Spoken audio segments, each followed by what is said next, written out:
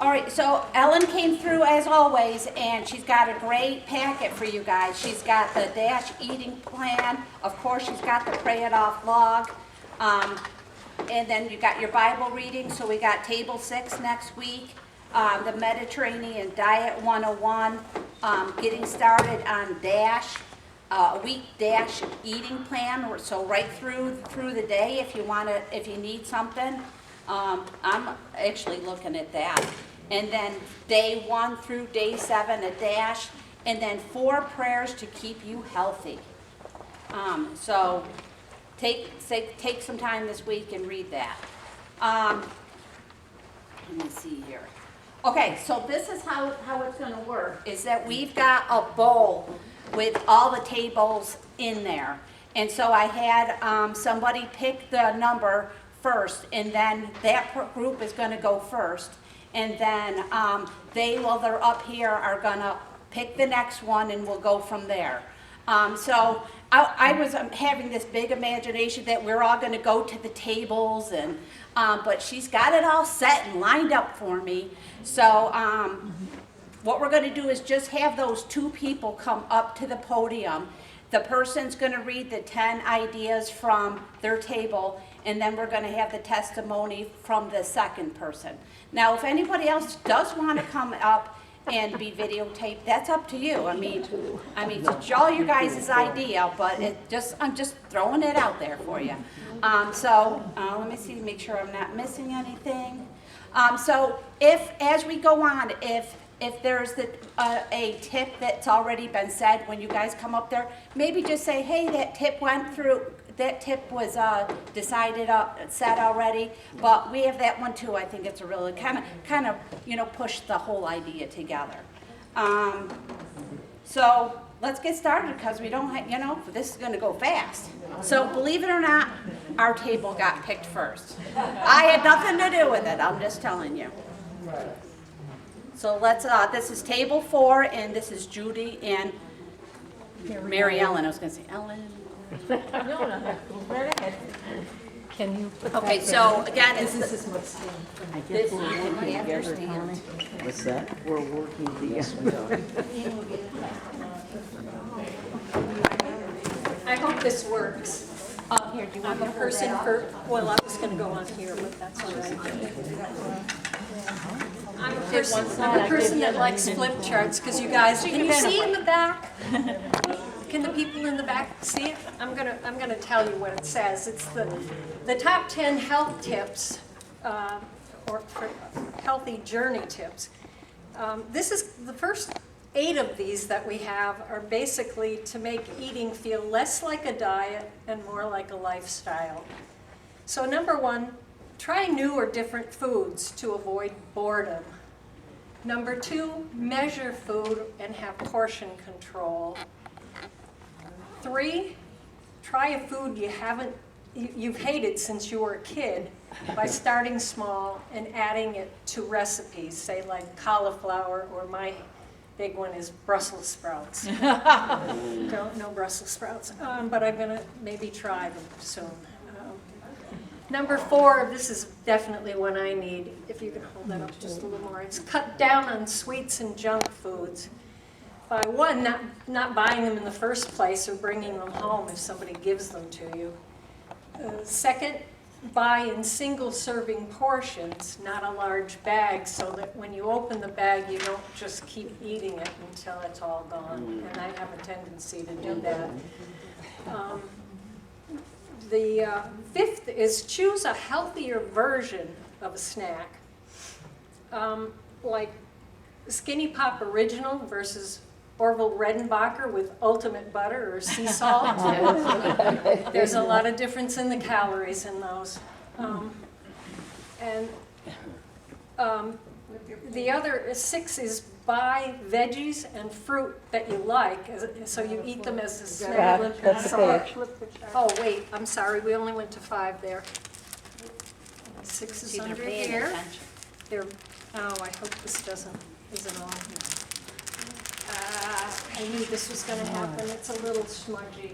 The pen didn't work, but I'm reading it to you. Number 6, buy veggies and fruit that you like as a snack, say carrots, celery, grapes, apples, berries, something that's easy for you to pick up and snack on instead of candy or nuts. Well, even nuts are good, but you can only eat a certain amount of those because they've got a lot of oil in them and fat, so you don't want to make them your key go-to. Number 7, slowly reduce the amount of sugar and salt you use. Check the labels. It's amazing. I don't know, I guess you probably know if you've been dieting for any, or trying to lose weight for any length of time. Things like ketchup have a lot of sugar and salt, so you have to look at them. They're now making them without any extra additives in them, so you can find those on the shelf, and those are the alternatives I would select if I were you. I have to because I've got a kidney problem, so I can't eat a lot of salt. Unfortunately, I shouldn't eat a lot of sugar because I have diabetes too. Well, there we are. So check your labels on cans or box products and make sure they're healthier for you than what you may have been buying. The other is getting into more of the exercise part. Oh wait, one more. Number 8 is create a recipe folder for go-to healthy meals. And that'll make it easier when you come home and you're tired and you don't know what to make. Hopefully you have the ingredients to make something that's quick and healthy. Number 9, set a goal for your daily number of steps and track them. Hopefully you guys have got a tracker of some sort. I've been able to find them pretty inexpensively. The big box stores have sales on them even. But I think I got my sister an Apple, not an Apple Watch, but an Apple that tracked for less than $30. So they're cheaper than you might think, and they're getting cheaper all the time because technology improves. And while you're trying to increase your number of steps a day, park away from the building you're going to if you're going shopping or something, or attending something, so that you have to walk a few more steps, or take the stairs instead of the elevator. Those are tips. And then set a goal for calories burned and track those. And if you aren't close to meeting your goals by the end of the day, have some kind of strenuous exercise you might want to do to pick that up a bit. I bought a very inexpensive rowing machine, less than about $120, and it's been a lifesaver to have that. And at night, if I'm not near my goal, I get on that thing and start rowing. You can do a mile without any problem, or a mile and a half, and you get your steps in, your calories burned go up, and it's not bad. Or walk around the block. If you have a block, you can walk around. I don't. Is it 10, Judy? There's one more. There are a couple of bonus tips. I don't know. Oh, well, we got a bunch. Can we wait and move on to the next group? Well, these are good ones, though. Give your journey to Jesus daily, and if you need additional encouragement, watch old PO videos, and that's it. Hopefully you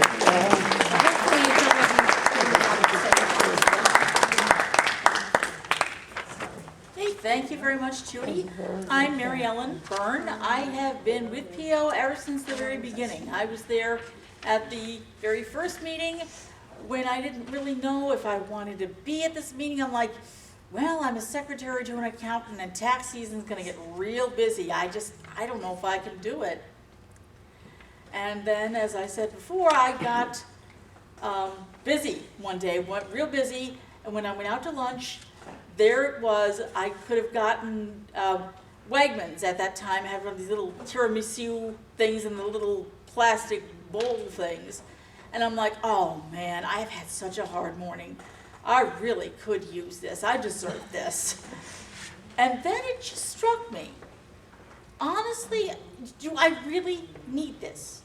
If it's been a bad morning, it's been a bad morning. And if it's going to be a busy afternoon, it's going to be a busy afternoon. What this Sweet Treat is gonna do is just give me an excuse for 2 minutes to forget about everything except the sugar. And that is when I realized, yeah, tax season or no, I think you need this program. So I went, and I've been here ever since. And as far as losing the 60 pounds, that is something, because I've never, I mean, I would start a diet, and I'm like, okay, fine, you've lost 10 pounds. Wahoo, I have conquered Mount Everest. I honestly just didn't think it was gonna happen. To get to my goal weight, I need to lose over 100 pounds. And I'm thinking, well, that's nice, but it's probably not gonna happen. You know you. And what happened is that I would lose 10 pounds. Okay, I lose 10 pounds, I always lose 10 pounds. And then it was 12, then it was 15, then it was 20, and I'm like, is this gonna happen? Is this actually gonna happen? And that's when I started taking this journey seriously. Maybe I should do a few more exercises. We got a treadmill, we have a treadmill in our house. I started using it. I started, as Judy said, taking the stairs rather than the elevator, although I still do the elevator. I've got a job now where I do a lot of walking. I walk between 2 buildings multiple times a day. And so I usually get a lot of steps in even if I don't need to. Mary Ellen, we got to So anyhow, I'm just very, very glad. The thing is, the big point is, it happens when you believe it's going to happen. I've scoffed at that when a lot of self-help people did it. I'm like, yeah, right. No, if you believe it'll happen, it can happen. Thank you.